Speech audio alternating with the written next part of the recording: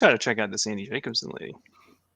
Yeah, dude, she's pretty in tune with like how governments putting their hand in Okay. Dude, history and stuff have like you that. looked at all of her? So she has the Pentagon's Brain, Area 51 book, and then a I heard book that just one's pretty called good. The Area 51 Surprise, one. Kill, Vanish. That's the one that That's I mentioned, and then they have the paperclip one. I'm trying to look. I think I had another one by her. I okay. She forgot. has a lot of Area 51 books. Yeah, she's like It's big on pretty the sick, aliens. man. This is some. I wonder if this is like History Channel tier. It probably is. It's ancient aliens, sort of stuff.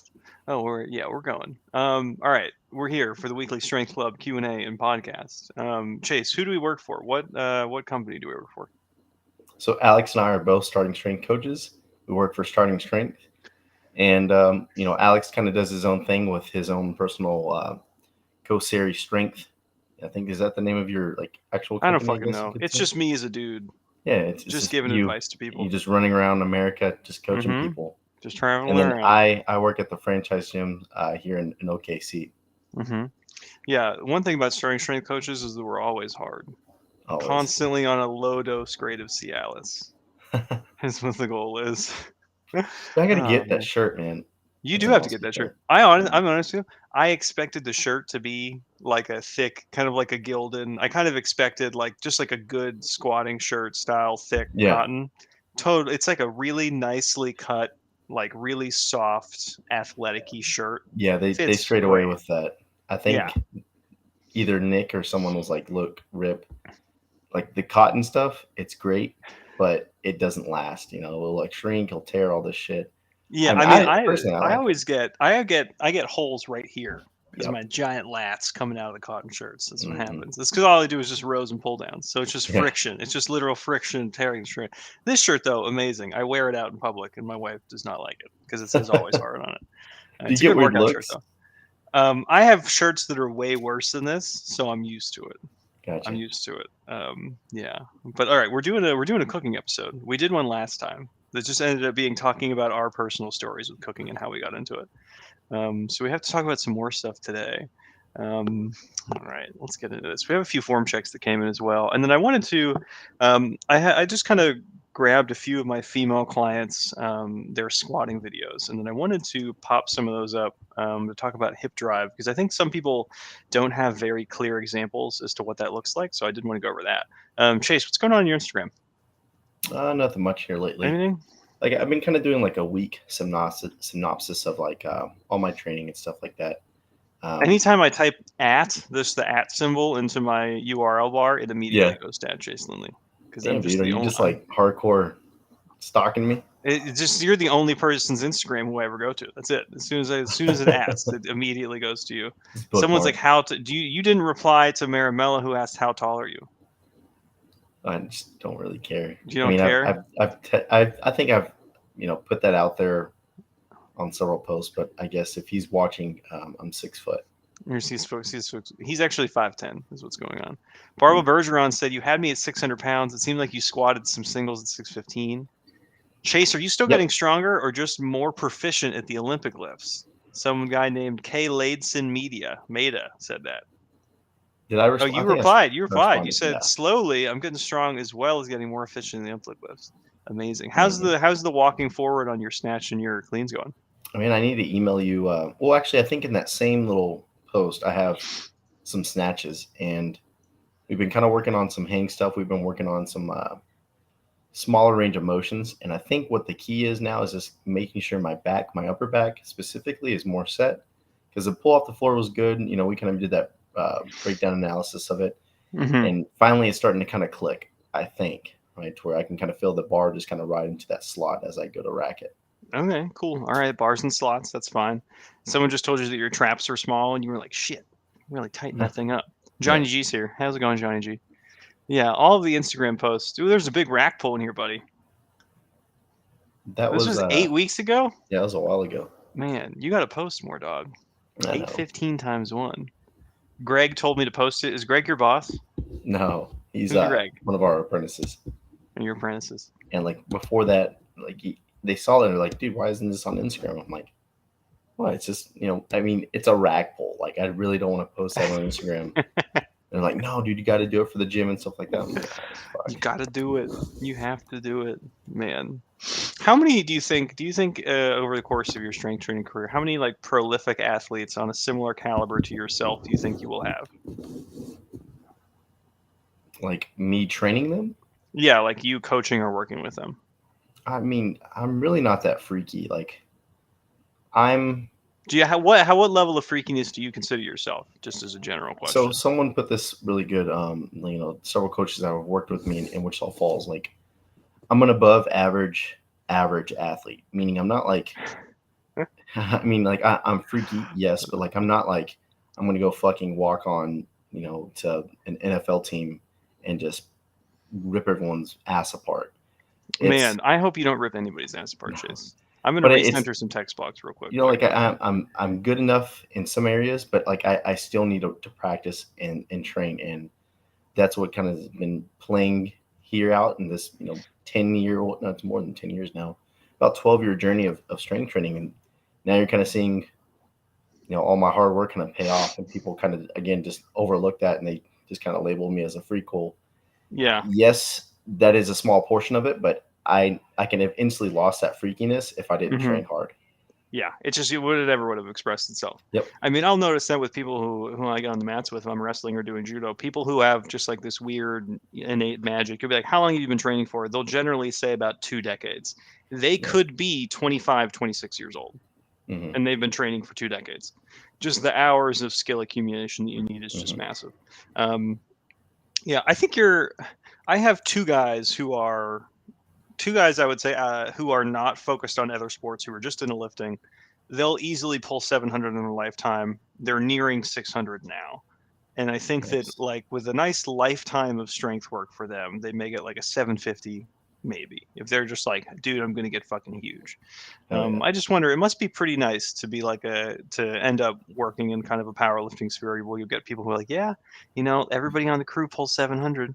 But I think That people is just pretty don't cool. realize how immensely rare that is. Yeah. Like I have You a know? guy in the gym. He was an ex-pro wrestler, like WWE. Oh, that's awesome. Um, Dude, this guy's cool as fuck, and like he has been just kind of here and there with jobs and just careers, and what have life has taken him in his path.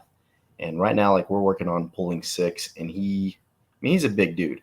He's like 6'2", 315, 320, somewhere around there. Damn, that's a Yeah, lot of and he dude. he pulled 560, and dude, his knees are all fucked up, but it's weird. Like he can pull, he can do all the upper body stuff, but as soon as we start squatting, I've tried everything, and he just has like no cartilage from all the years of bouncing off the uh, mat and all this crazy yeah, shit. But I think that's kind of helped with his pull, kind of not being fatigued from the squat and stuff. But right. he'll He's easily a pull deadlift six. Yeah, specialist. That's he'll pretty pull sick, six. man. I think I wonder maybe once I'm done with sports if I'll give it another run. I got 530, and I That's wasn't pretty really good, too man. big. Yeah, I wasn't too big. I think I peaked at like 177, 178 for that. So if I decide to really bulk up to What's your Wilks, 190, bro? I don't know my Wilks, man. Some people are using DOT score now. Have you heard about the DOT I score? don't know what does that stand for. What is that acronym? I do not know what the acronym is for, but it's basically another Wilks. It's another Wilks score. Gotcha. Man, all right, we gotta be on track. We're talking cooking stuff. Um, I have a general outline of what I try to counsel people on with diet. And it's really hard to counsel people with diet without counseling them on cooking as well. Because you can just say, hey, just, maybe like try and get 200 grams of protein a day. And you can tell them what 200 grams of protein is, but a lot of people have just never cooked this shit in their entire life. Yep. Generally, people who are not interested in health and fitness at all, I would say there's a higher chance they're not interested in cooking or learning how to cook. They'll generally just eat out or just eat processed foods or just eat pre-made foods. There's a tremendous amount of people who just do that. Just eat things they can put in the microwave and then come out. They don't care about the nutritional value at all. So if you do tell someone, you're like, hey, let's start to get 200 grams of protein in a day. You want to be 200 pounds of lean mass. We'll try to get 200 grams of protein in. And that's going to be maybe like 2 pounds of chicken breast a day. That may not work because they may try to cook it. They have no idea how to cook, and it may be god awful. Mm-hmm. Like it may just be sawdust. So you have to counsel people with how to cook. if you want to tell them how to make changes in their diet, unless they're, pretty quick, pretty clever. Whenever you get a new person in the gym, Chase, and you have to say, hey, these are some of the things we want to target with diet. You send them the starting strength articles, you send them maybe some podcast clips and video clips. What are kind of the first things that you tell them in terms of cooking, if at all? Man, I point him towards Stan Erferding's vertical diet because it's like super simple. He's basically done all like the hard explaining stuff of like the nutrition, the nutrition, its value of like the bone broth, the rice, and the ground meat of just red meat of any sort.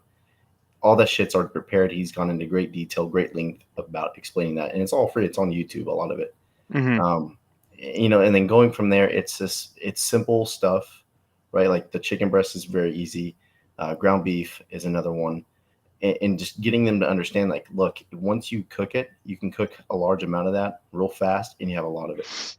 So that way you can kind of space out your meals and stuff. But yeah, to kind of piggyback off of what you were saying, like I have several people that just they see numbers and they try to plug in those numbers with whatever, right? So like mass gainer shakes to hit their protein count, it's not the same. And you can tell someone that, look, the amino acid profile is totally different. You are absorbing it not the same as you would, chewing meat, all this crazy shit, but it's hard to get through to some people. And, Yeah.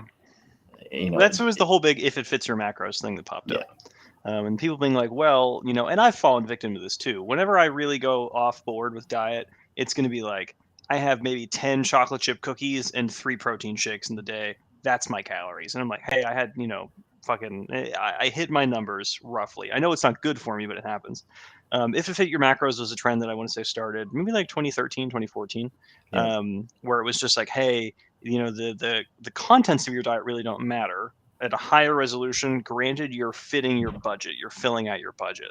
And then what the problem is, if you work with people who do like athletics, they do high volumes of work, is they'll just feel like trash. You probably get away with it if you're lifting like 2 times a week, but if you're trying to like do stuff and feel good and be able to move around a lot, doing Pop-Tarts and protein shakes probably isn't going to work. No. All right. So what do you tell people for protein goals? I always tell people it's like, we just want to get gram per pound of body weight is a pretty good place to start. Yep. Right. So if you have a 200-pound man, he needs 200 grams of protein a day. Yep. Okay. And so in our intro to our our gym, we have everyone running through a squat, a press, a deadlift beforehand, before they're launched into a class, just for the sake of, look, we got to make sure that this person knows what they're doing. If they have anything going crazy, we can fix it. It's just one-on-one, right? At the end of that, we show them their body weight, how to run like the online digital logbook, and then we take measurements. From there, everyone always asks about nutrition. Some people don't. Some people already kind of have somewhat of a good grasp, or like they're already tracking this. And if those people, hey, just continue to tracking it, don't change anything just yet.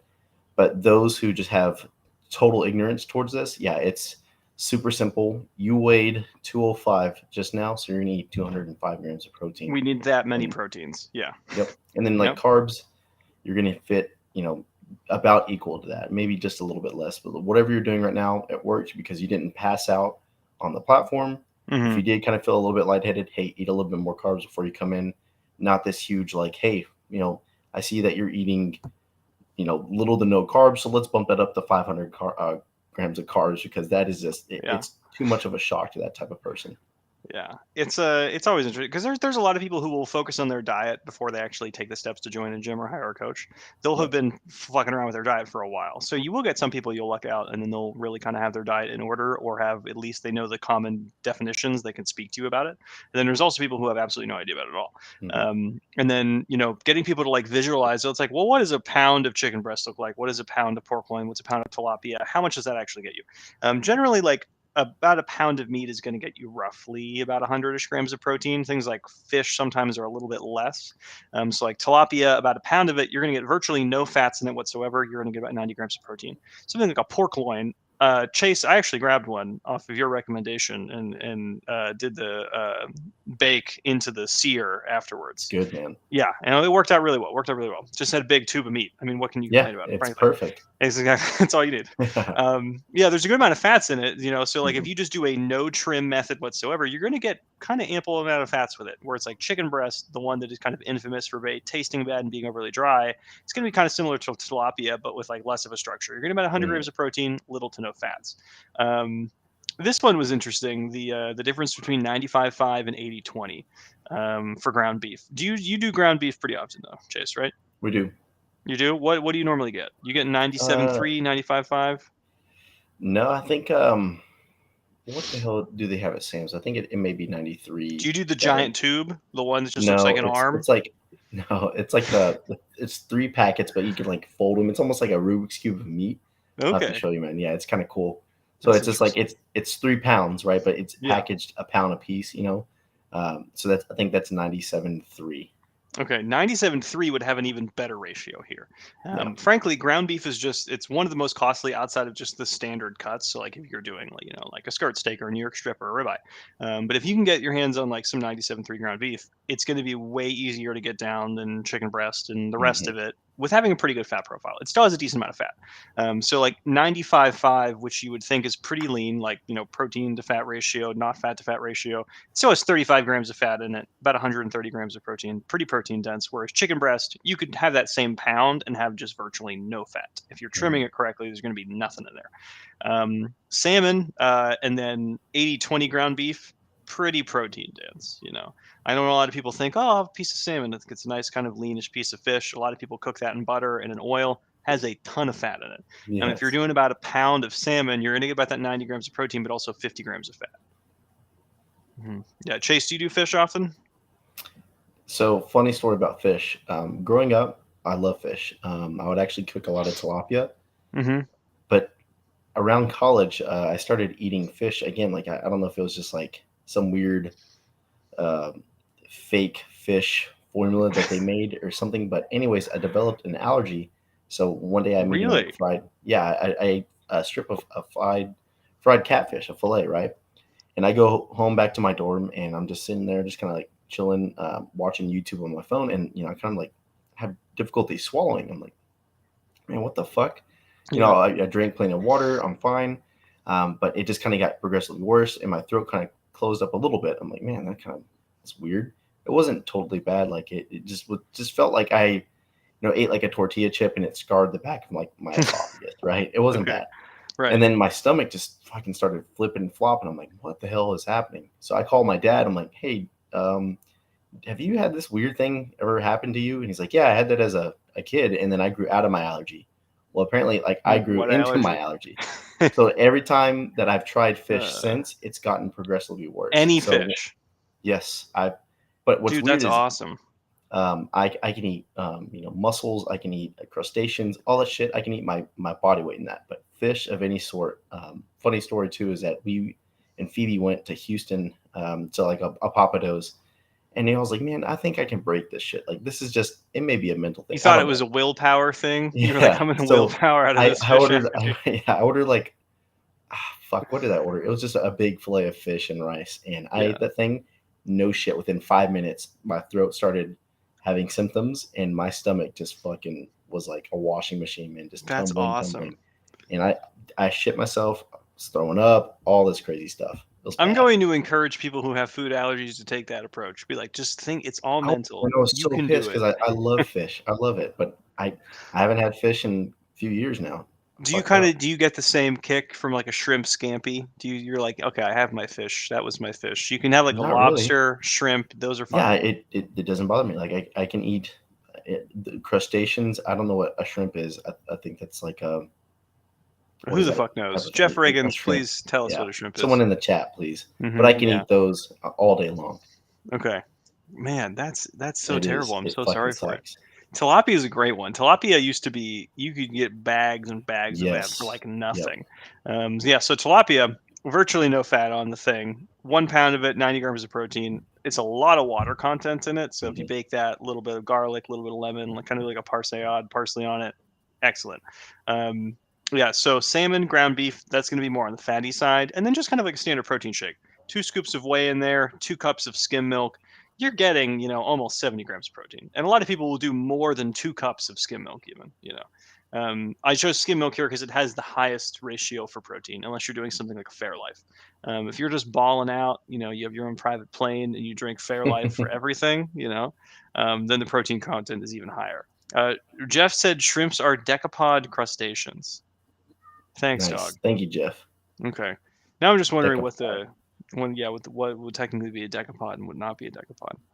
Yeah, next episode is going to be the crustacean episode. Personally, I think all of that, I will eat them, but the second that I reflect on what I have just eaten, I'm like, that was disgusting. Why did I do that? Really? When I think about like shrimps and crawfish and Oh, I lobsters, don't and I'm give a like, what are these fuck. I bottom will feeders? This is munch terrible. down I on can't them. believe that.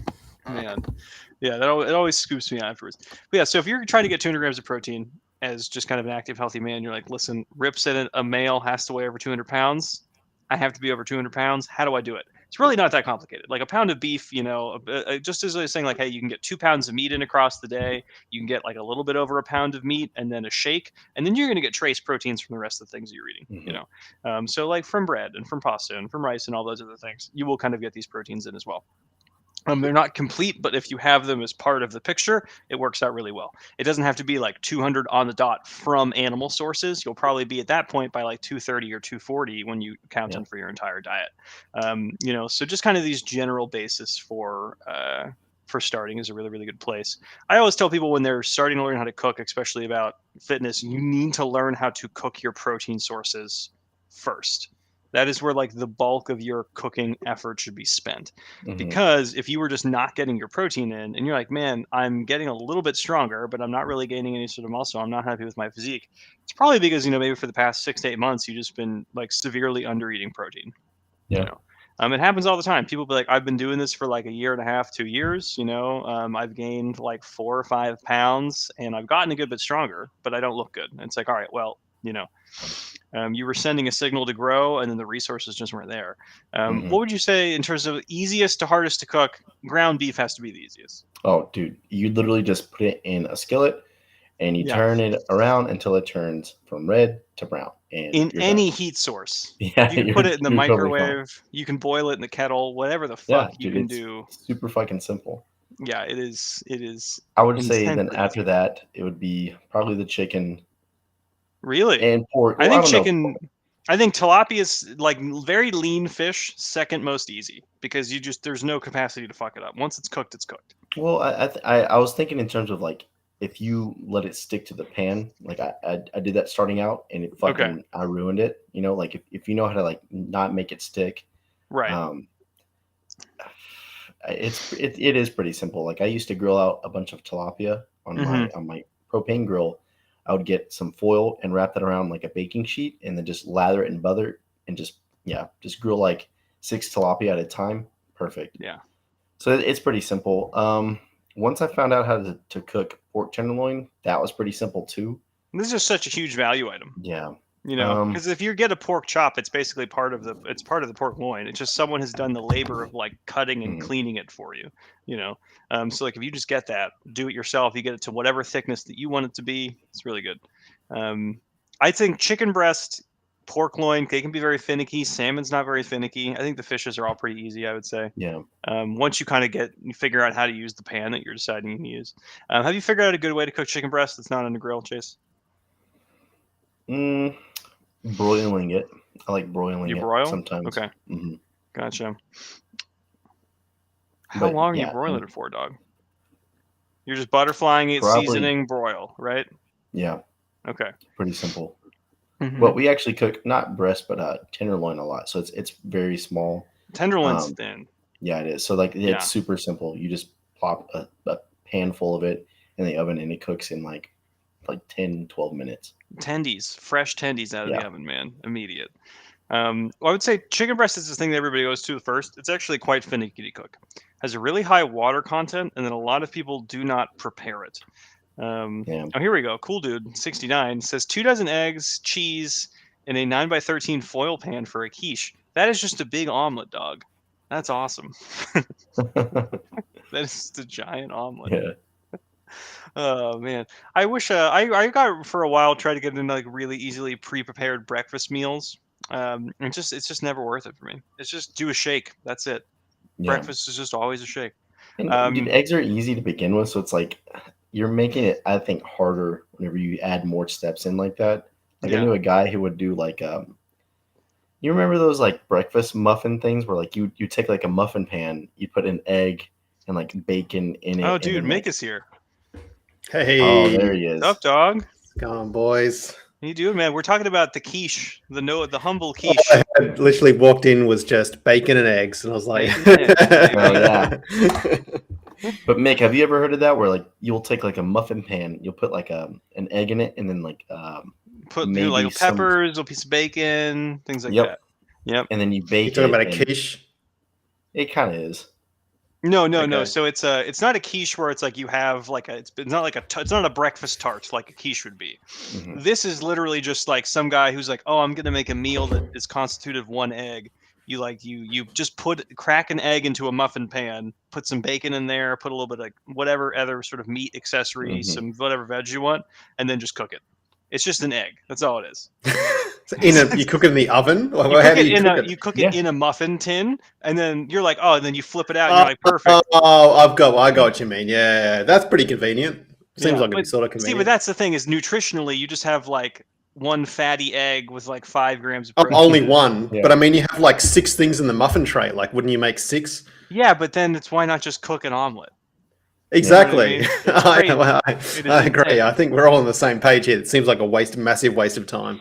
It to me, and not to be disparaging to any of our more femininely inclined members of the audience, that's just a girl Instagram thing. That's just a woman Instagram. I'm trying to do healthy. I'm trying to do meal prep. I'm going to meal prep one egg and half a piece of bacon at a time.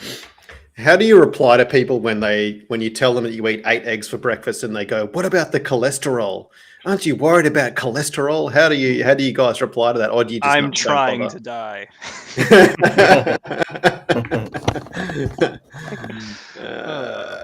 Cholesterol is interesting. It's not as closely tied to diet as you may think. There seem to be some people who are hyper responders to dietary intake of certain fats, particularly saturated fats, where it will boost their cholesterol. There are other people who it's just entirely non-responsive for. Things like activity levels, genetics, age; those seem to be like the most, or some of the largest factors for it. I wouldn't say because like I actually just started working with one of my normal BJJ guys. His girlfriend, she got a cholesterol test back. She's not really a big girl or anything. Crazy high cholesterol, like 55-year-old smoker, 600-pound guy cholesterol. And then what we're doing is the same thing. We're lifting, we're getting moving, we're chopping some body fat off, and then that's really all you can do. And then some people will just have to get on statins. Are you a big egg guy in the morning, Mick? Well, I don't really eat in the morning. I have my first meal at about lunchtimes, but yeah, and I'll smash 6 or 8 eggs at lunchtime for sure. Do you do all the yolks? Both of you guys? Do you do full Oh yolks? yeah, Oh, that's the hell best bit. It's the best bit. Oh my god, Take the yolks out. You That's mean just that motherfucking cholesterol? that's dude. just silly talk. I can't do that, man. I can't. Why is do that? It's too heavy. The It yolk? feels like I'm just What do you eating mean? cream. I do. Yeah. So If I typically, could eat cream for lunch, I would. yeah, you just knock some cream just back. drink it. I actually have drunk cream out of the thing before. I'm sure you I'm have. not man. gonna lie. I've also sure. eaten butter. Anyway, sorry, keep going. Yeah. One of my like watershed moments as a fat child was my mother caught me with like strawberries in like a sugar container, like the sugar thing you sit on your counter for coffee. And I took a big strawberry and I took a bite out of it, and I was using it as a shovel to spoon just raw sugar into my mouth. And there's just sugar all over it, just strawberry drippings. And I must have been, I think I was like 7 or 8 years old. And my mother she just saw me and she was like, "What the fuck are you doing?" That was the moment I knew I was going to have self-control problems as an adult. Throughout the rest of my life, I was like, yeah, I probably consumed maybe half a pound of raw sugar, just scooping it into my mouth at full speed. No, someone had to physically tear the thing away from me. Yeah, man. That's why I can't do these. I can't expose myself to these temptations. When I do omelets, I do 7 eggs, 2 yolks, 5 egg whites is what I do. What do you do with the yolks that you don't use? Toss them. Oh, dude, What a waste, dude. that's Awesome. such a waste. I toss them, and then I go out and coal roll my truck, and I do hate crimes to people. That's what I do. Yeah, you only like the white part of the egg, Alex. That's your problem. Yeah, that's it, man. That's it for me. Oh man, we're talking about Mick. Yeah. I'm curious. We have Chase's opinion. So we have chicken breast, pork loin, tilapia, ground beef, salmon. Which of these is the easiest and the hardest to cook? You would say ground beef certainly the easiest. Yeah, I always find pork's pretty difficult to cook just because it seems to dry out so quickly. So I generally don't do pork all that much. I mean, if I'm going to do pork, I'm going to do it properly. I brine it for 24 hours and then sous vide it. But that's just such a pain in the butt to do that. That's only on special occasions. But what the hell's tilapia? I have no idea what that is. What? It's a fish. Oh, it's fish. Okay. It's like a white fish that is just made entirely of protein. Mhm. That's it. Yeah. Okay. Is it disgusting? It sounds disgusting. No, It's man. great. I like it. How do you cook it? It's really light. Chase, what method did you typically use? So what I did was I used to have a propane grill, right? And I got like a baking sheet. You put like cookies on. I forgot what size, but I wrapped that in foil, and then I buttered the foil to where like the tilapia wouldn't stick, and then I just put the tray over the fire, and bam, just flip them. Like probably 8 minutes, 10 minutes aside, and you're good. Just season. Yeah, Never heard of this fish before. they're really later, cool dude. They're really foolproof. It's literally, it's like if God made the chicken and the tilapia for bodybuilding. He was like, I'm making the perfect form of man, and to support this, I'm going to make these two creatures who are made specifically to be eaten. Yeah. And it's Nice. tilapia and chicken. I wonder if you guys just call it something different regionally there. You have to have tilapia. I would think so too. Tilapia. Right? Let me have a quick Google. I'll tell you what we do have in Australia, which is bloody great. We call it flake, but it's just shark meat. Are you serious? Shark meat. Chase, have you had shark meat before? I have not. What's shark So meat? good. It's so delicious. It's just white. It's not fatty. I would say it's probably our version of tilapia. Our version of Okay, so tilapia were introduced into Australia in the 1970s as an ornamental fish and are now a major threat to Australia's native biodiversity. Fuck you. Oh man, so y'all are just fuck them tilapias. That's why you have to eat more of them, man. That's what needs to happen. maybe. I don't know. I've never even heard of this thing before. That's crazy. There's a guy declaring war on the Commonwealth and then invasive tilapia. What's going on? Yeah. But yeah, so man, if we're jumping back a few topics, but learning to cook chicken breast, Mick has decided it's just not worth it to try to cook chicken breast at all. Chase, I don't think you do chicken breast much at all, do you? Just chicken tenderloin. You use tenderloin, okay. The cooking discrepancy between tenderloin and breast is going to be based off of like the thickness, like the constitution of the meat is super similar. But the big thing with chicken breast is that you need to butterfly it. So like again, having a good knife, having a sharp knife, learning how to cut a chicken breast to prep that, cutting out like the tendinous insertion that you'll see in a chicken breast and some of the rib meat as well is probably really helpful. And then learning how to season it, I think is a really big one. Because I think the thing with chicken breast is that people overcook the absolute shit out of it, because if you use the whole chicken breast, the thickest part of it can be 2.5-ish inches thick, so if you're trying to cook that 2.5-inch thick piece of chicken breast and get that center cooked, the thinner portion of it will be completely overdone by that point. It'll be drier than sand, dude. It'll be Exactly. terrible. Yeah, so what you have to end up doing is either drowning that in sauce, which is just extra calories. If you want that, that's cool. If you don't want that, then don't do it. Otherwise, you have to learn to butterfly it appropriately, and then when you do that, you have a whole different meat on your hands.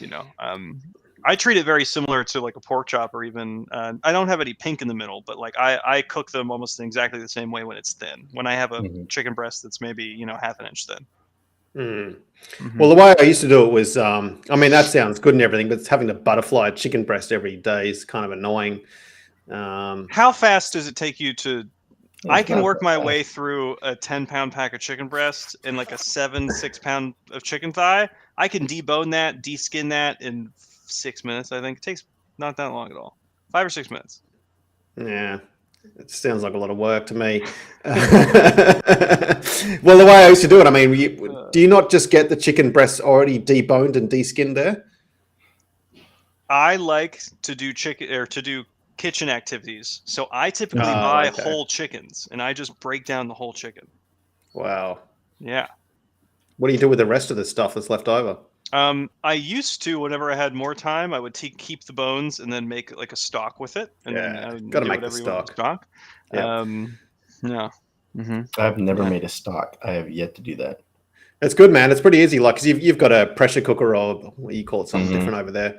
You just basically throw a whole chicken in with, a bunch of water. Yeah. Cook it on high pressure for an hour. You just got a bunch of chicken soup at the end of it. It's great. Mm-hmm. Straighten it all out and get all the bits out of it, and then you just keep it and chuck it in the freezer. And yeah, man, it's good stuff. You guys may not want to know this, but I did bring this up. I definitely want to know it now that you've said that. One of my college girlfriends, she was an anthropologist, and she worked in a lab for a while where they would debone things. So they would, if they had a specimen, they would need to get the flesh off of it and then just get the bone out without damaging the bone. So if you do like a traditional dissection, you have hands in there, you have like instruments in there, you can nick the bone and things like that. So what they just do is they just use a slow cooker. They literally just use a slow cooker. Damn, dude. So if you have a thing, let's say if it's like the head of an animal or something, you just put that shit in the slow cooker, you give it a preposterous amount of hours, you just pull it off and just shake it, and then all the flesh just comes right off. So you're saying that the cheapest way to get a good source of protein for bodybuilders is to go into that field? Yeah, just roadkill, and then slow cookers, I think, is the move. Nice. Yeah, what did they do with like the meat and juices? Did they give it to like the homeless shelter? Or? No.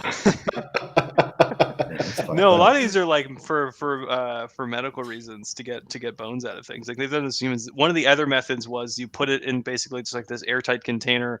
You put certain insects in there. The insects completely clean it off, and then you just like cut the oxygen to it, and then all the insects die, and then they don't continue to damage anything. It's pretty metal. It's pretty metal. Yeah, I never looked at a slow cooker the same way again.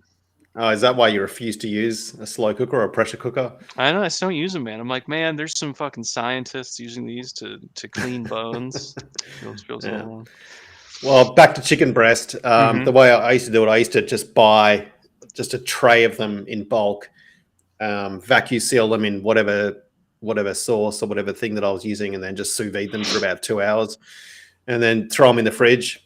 And just take one out, chuck it on the fry pan, or mix it in with whatever I'm cooking on the day. And that was the best way I found to cook chicken breasts without them drying out. And so these are the ones that are already pre-vacuum sealed in their individual.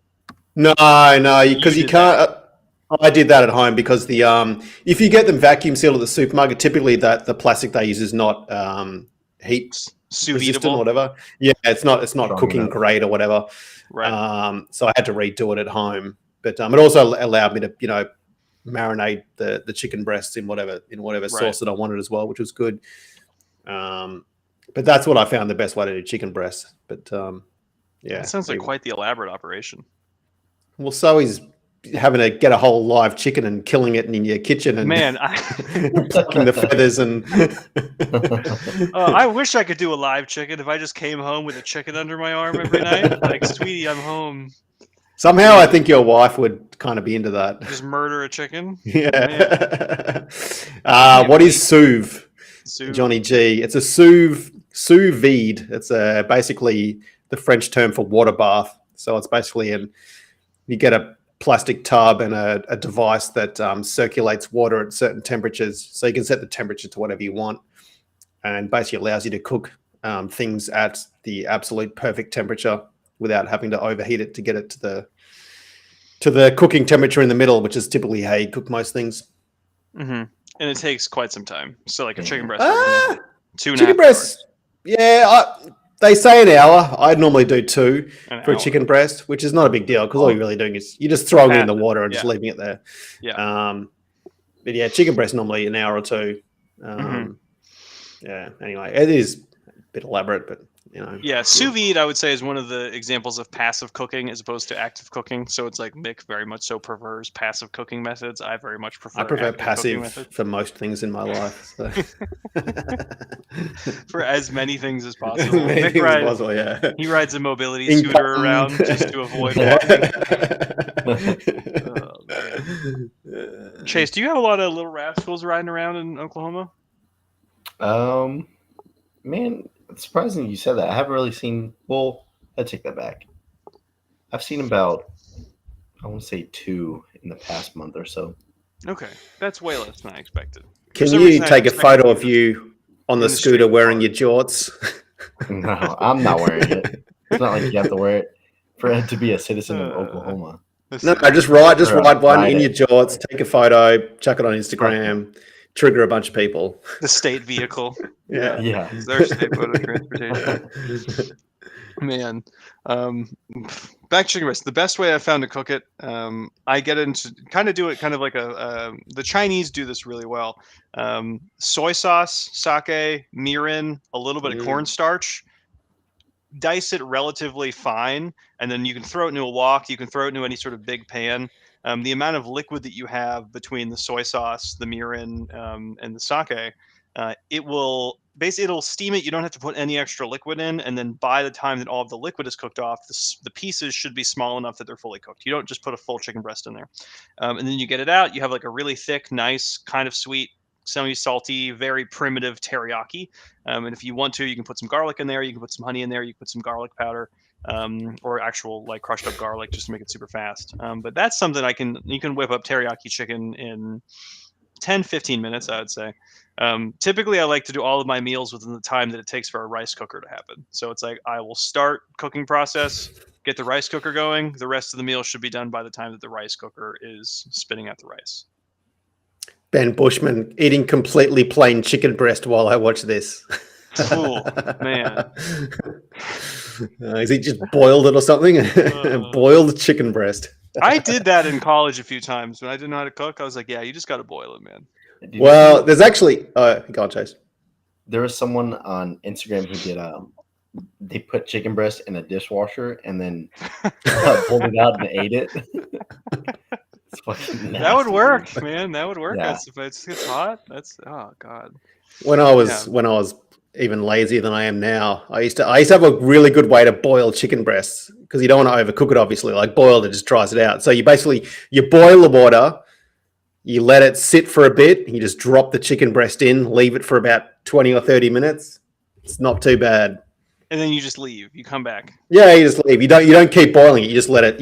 You take it off the burner, and the water's already 100 degrees. So by the time it's probably down at 50 or 60 degrees centigrade by the time you take it out. God, Chase, do you know what centigrade is?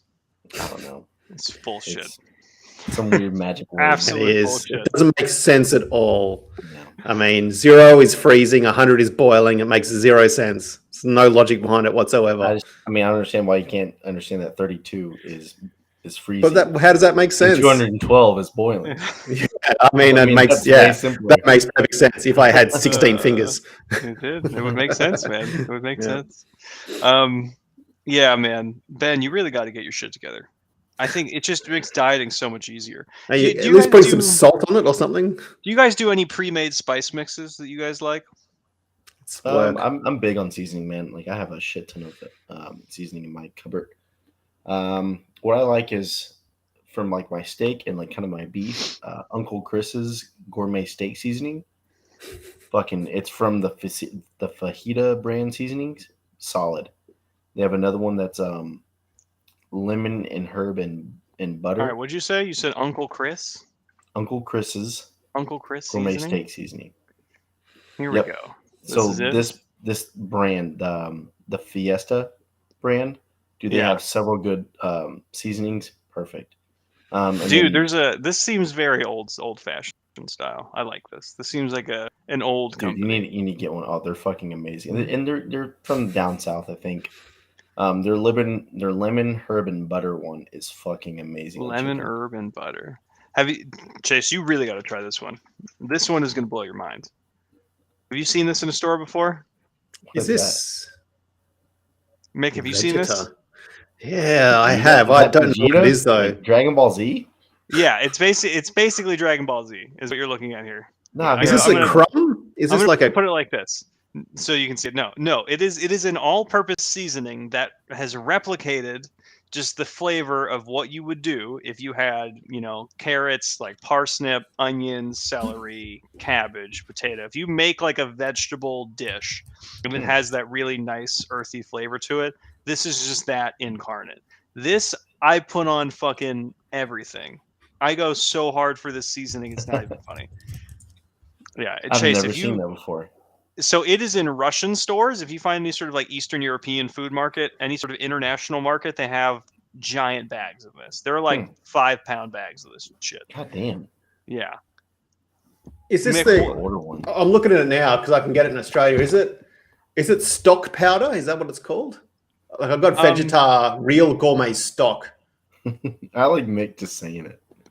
Stock. Stock.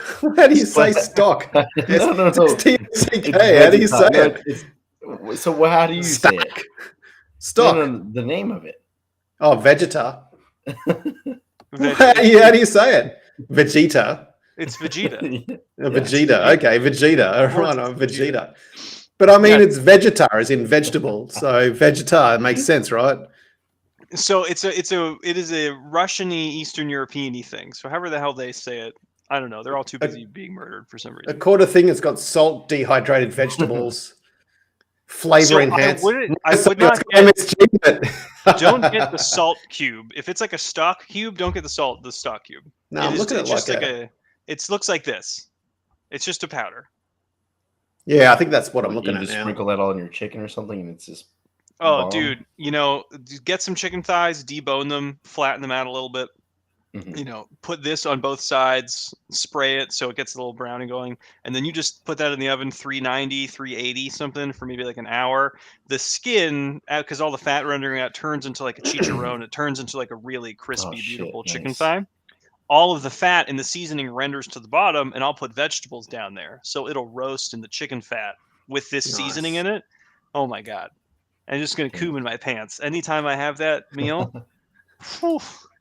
Yeah. I just bought a kilogram for $11. I'm excited. I'm very curious. It's got MSG in it. I love MSG. Someone was talking about that last time. Yeah. I don't know what MSGs. Any other seasoning mix recommendations? Mick, I know you had a barbecue. There was some sort of Peruvian barbecue. No, Korean barbecue, like bulgogi marinade. No, there was another one that you used for your chicken. It was some sort of. That was the Nando. Yeah, Nando's, the Portuguese chili sauce. Yeah, that's pretty good stuff. Nando's chicken. Have you tried this? Nando's is a franchise, but it's peri peri kind of PERI. If you put in peri chicken, yeah, that's it. Yeah, that's good stuff. That's chili. Oh yeah, look at how brown this looks, man. It's probably cooked in an air fryer, dude. Okay, so we got some chilies, garlic, lemon zest, paprika, vinegar, thyme. That seems pretty okay. I can get behind this.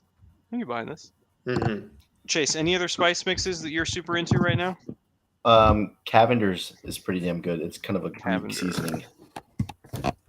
Ooh, Greek. Okay. Yep. Oh, I've seen this before. Yeah, it's pretty solid. Okay. Oh, dude, this is an ancient formula. Very ancient. What is the taste profile for this? What are we getting into? Imagine just the Spartans, in the gladiatorial pit, fighting the Persians. No, it's there's a lot of pepper in it. There's some good base layer of like some garlic, some salt, of course, some chives, and a bunch of other stuff, man. It was pretty damn good. Okay, so internet saying we got basil, oregano, thyme, garlic powder, dill. I'm a big dill fan. I love dill too. Marjoram, cornstarch, black pepper, parsley, rosemary, ground cinnamon, nutmeg. That's a lot of stuff, Chase. Dude, but it's good. Is it good? What do you put it on? Do you normally do chicken or do you pork? What do you normally put this in? Pork is good on that. What else is good? Ground beef in that. It's hard to beat. Okay. Let's see. Really, it's all purpose. Like it has a guy That's what they say. On a steak. But it's solid, man.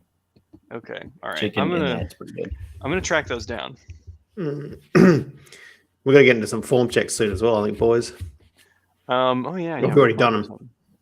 No, we have not done those yet. We've just been talking about cooking. I'm getting really hungry. I gotta tell you.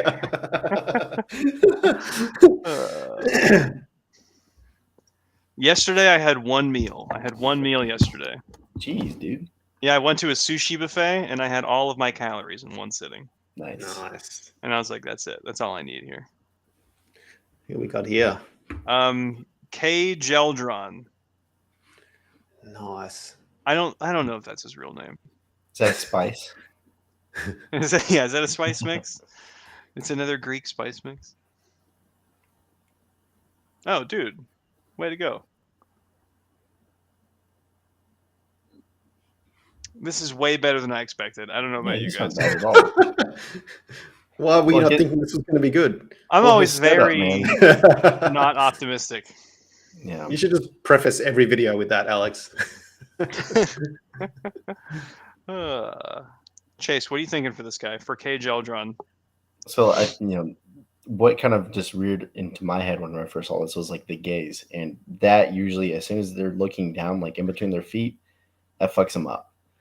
So I would still like you to have a gaze that's a little bit higher. Like look at like the base of that weight tree in front of you, instead of just straight down into the black mat. Mm-hmm. And then you can tell that he is late with breaking his knees on those later reps. He's just kind of getting slower and slower with his knees. You're gonna have to get those way more forward, and I think the gaze will kind of help that. Yeah.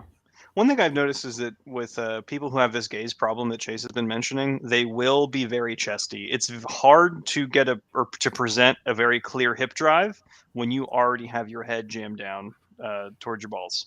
I think people, let's say if Kjeldron here were to present a clear hip drive when his head is that far down, it would feel like he's completely bent over. Because his head is already in such a forward position. If you just take a little bit more of a moderate head position, pick the head up, like Chase was saying, to the base of the weight tree, then you'll be able to have a sharper hip drive coming out of the bottom. There are some kind of waverings back and forth with on the balance on the feet, but I think that would get sorted out with the gaze. Mm-hmm. These are really solid. It's kind of an interesting gym too, man. I know.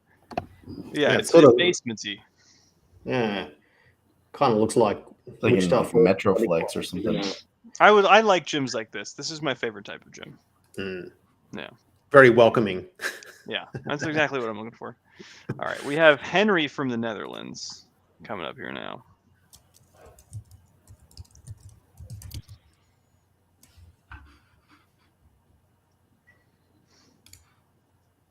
Henri has over 3 plates on the bar. He's doing no safeties except that foam roller. The foam roller is the safety for the squat. I think Henri sent some info with this form check as well. Oh, perfect. Where is it? Hello, my name is Henri. I'm from Netherlands. Here's my top set of 5 with 325. Oh. I'm at the end of my LP phase, I guess. My stats, his length is 6'3". That's very impressive. That's very impressive. That is, I mean, that's big length. That's a long length. He weighs 297. Damn. He deadlifts 390, press 170, bench 225. Okay. That's a big one. That's a big one. He's a big boy. Mm-hmm. Chase, would you like to be 297 if you could be? I would, man. I want to be like as big as I possibly could without being like completely fat. Being a tub of lard. Okay. Yeah, like one of my goals early on was just like to be, not able to fit through doorways in a positive way.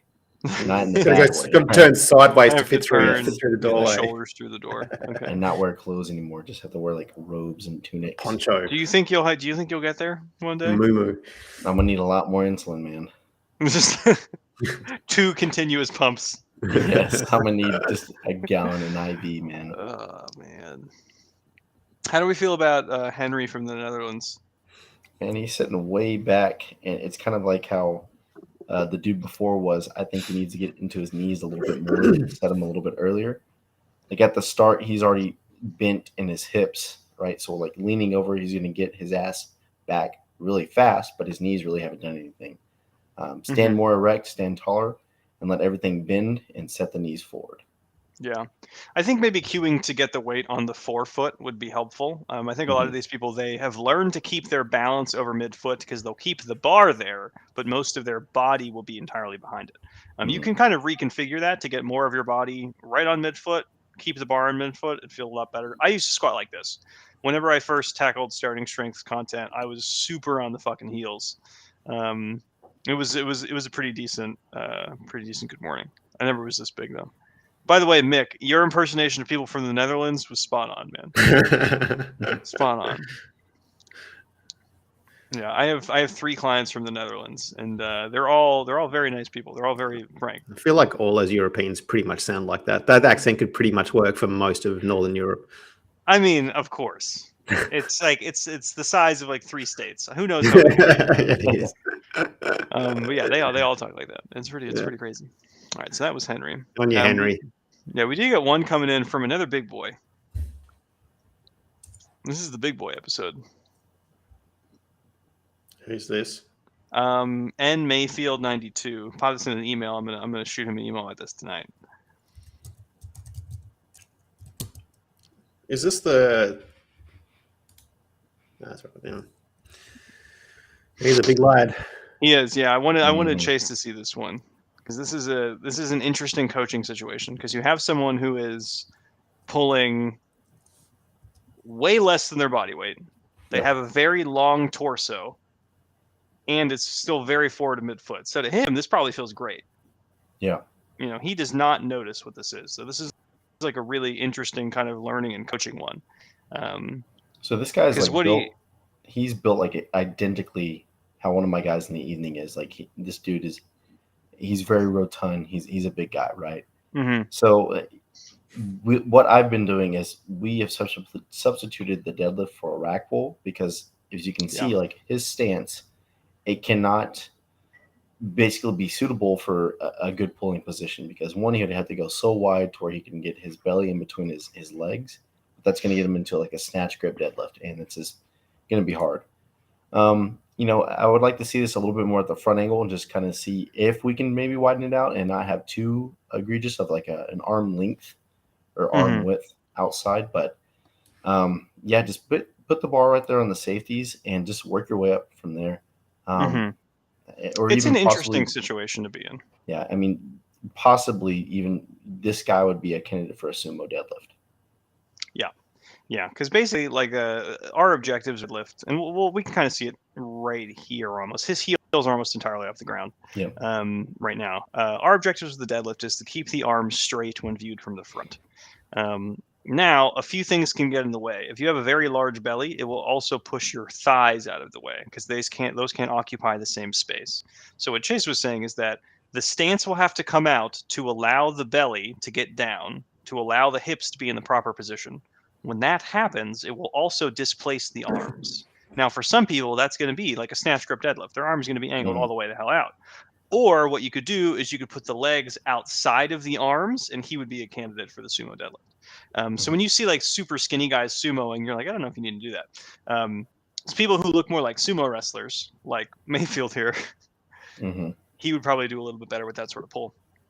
But it's interesting, you know, when you have that really long torso, you're already pretty vertical in a deadlift, you know, and then when you combine it with having a big belly, it creates for a pretty interesting pull. So let's say if you got your hands on Mayfield, what would you do with loading? Would you put more weight on the bar so he could kind of feel it immediately, or you think you would walk up slowly? I'd probably start a little bit slower. I mean, I would try my best to just see if he can pull off the floor, just a conventional deadlift, and you know, try to work some magic there.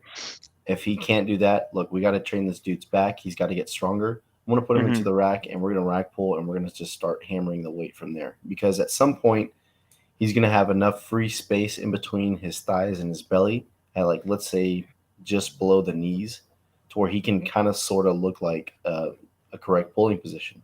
And then from there, you know, we have enough stress on the lower back to where it can be trained. And we're just going to throw weight at it. Yeah, it basically, we got to think about like the budget that you can spend on a lift. When we're taking range of motion out, that frees up space for weight, right? Which is why, you know, like a deadlift can be X% heavier than a rack pull can be X% heavier than a deadlift. So like if we were to put this guy in some pins where it's a little bit above his knees, probably slap, you know, 50 pounds on there and have it be equally difficult for him, you know.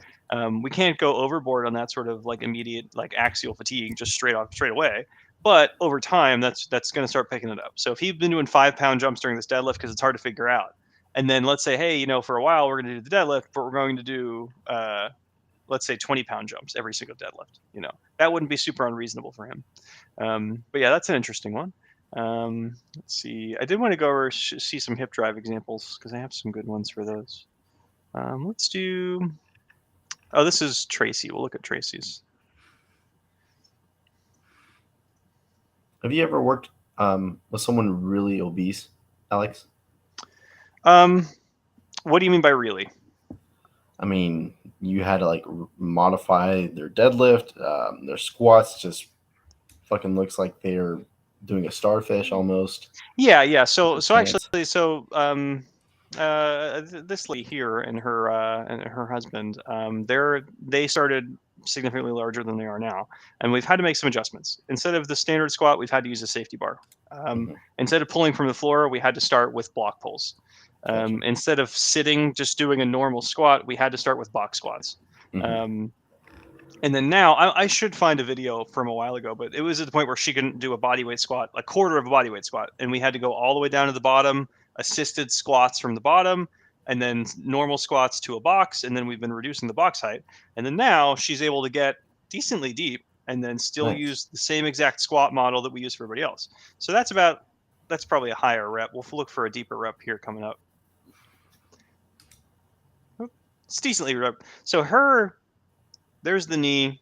Greater trochanter is probably about rightish there, right? So I'd say she's maybe slightly high at depth. What do you think, Chase? Yep, she's parallel. Yeah, she's like at parallel right now. We want slightly below. And then you're going to see the hips shoot up, and you're going to see the rest of the model stay exactly the same. And then for her, we had to start with 2 boxes with a plate on top of the box, and then we took the plate off, and then we took the second box off, and now that box is just there for security's sake, but she's not actually touching it. But yeah, it's interesting the way that you guys have to modify that. G-Lock, hi. Sorry I missed the stream, but I'm here now. So yeah, man, we talked about favorite spice mixes and spice seasoning. That was a good one. Mick, did you order that seasoning? Yeah, the Vegeta. When's the delivery date? It's tomorrow. Oh, that's so fast. I bought a kilo of it as well. That's enough to kill a small child. Oh man. Okay, so put it on your chicken thighs. Oh yeah. And then I would say maybe. Can I put it on my own thighs? Would that be helpful too? They probably would. Put it in a hot bath and drink it. Yeah. If you have the patience, if you could summon the patience to bake your chicken thigh as opposed to air fry it. I'm going to air fry it with the Vegeta, and I'll let you know how it goes.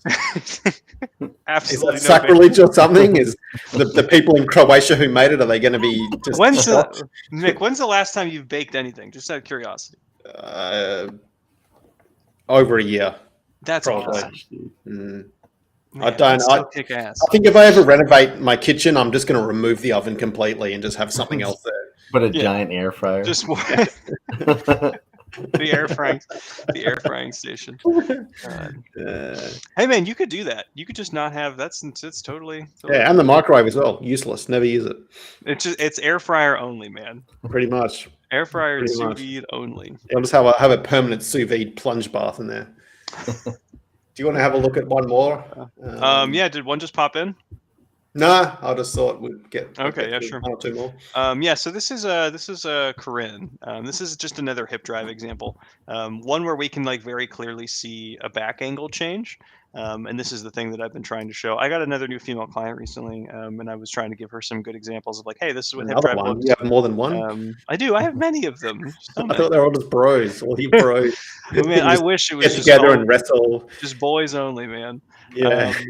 You have the COSERI conference every year. You all get together and just no shirts allowed. Yeah, just no shirts. You just rub each other down with tanning oil.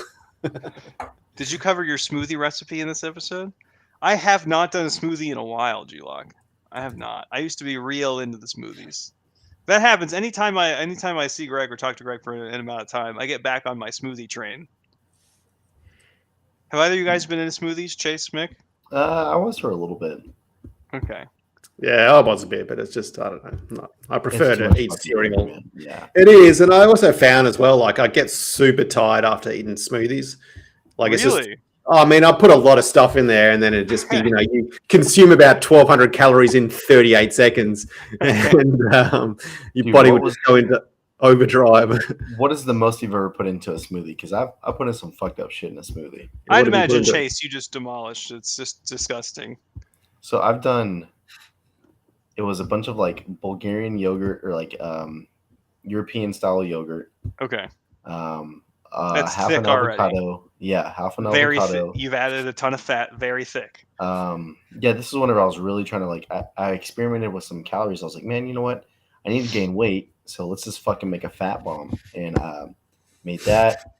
I think I made it in water or some milk. I forgot, and then half a stick of butter, and I blended all that shit. Butter? Nice. Fuck. Now you're talking my language. Yeah. Now you're getting there. Boy. That's It was good a stuff. That's some good thick stuff. rich boy. Yeah. Could you drink that all in one sitting? Oh, I choked it down. It was hard, but That's Oh, awesome. and I think I may have had one scoop of protein. I forgot, but it was Just more because. so fat. Yeah. Right. Jesus Oh, it hurt. Christ. Man, mine would be. I only ever dip into smoothies whenever I'm really lean. Is basically just like an ice cream, and it will be like 1 or 2 bananas, 2 scoops of like vanilla, maybe 3 scoops sometimes vanilla or strawberry protein powder, a bunch of frozen fruit, and then skim milk. And if you do it the consistency right, it basically just turns, like Cool Dude said, it turns into a protein sorbet, and then you can just sit there with your cold bowl of like protein smoothie. I love that shit. Man. All right, Chase, did you watch The Squad at all? Yeah. We've been watching it for the last 4.5 minutes on repeat.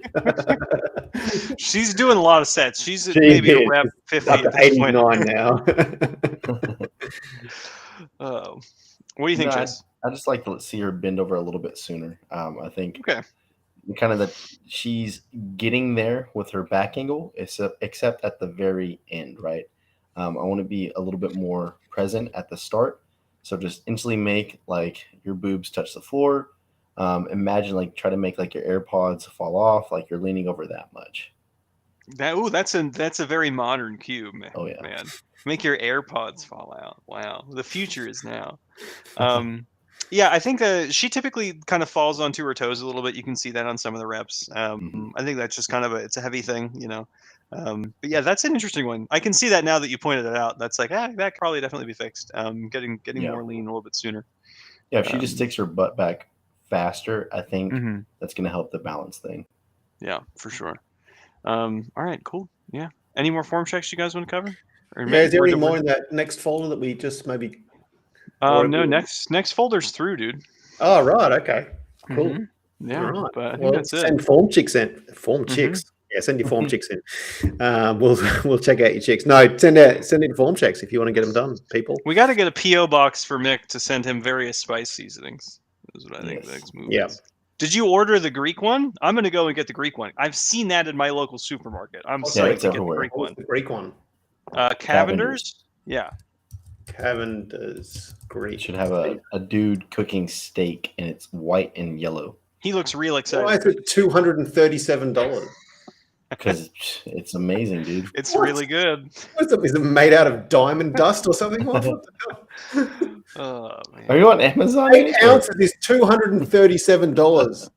This is illegal in Australia. or what? Inflation gone crazy.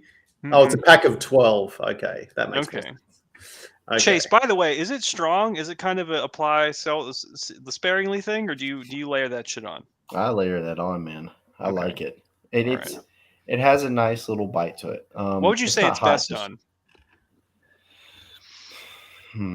Could be lamb, surely lamb. Lamb, yes, for sure. After that, a beef of some sort, so ground beef, steak. I've done chicken with it. I've done pork with it. Pork is pretty good with it.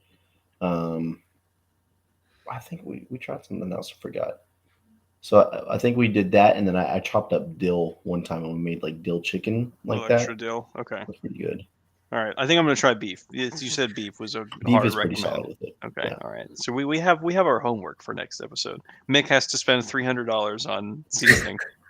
Hell yeah. Well, I'll definitely be reviewing Vegetar next week. Oh man, if it's shit, I'm gonna be so happy for you. I have like I might have to go in a hospital after I eat this stuff. My heart stops.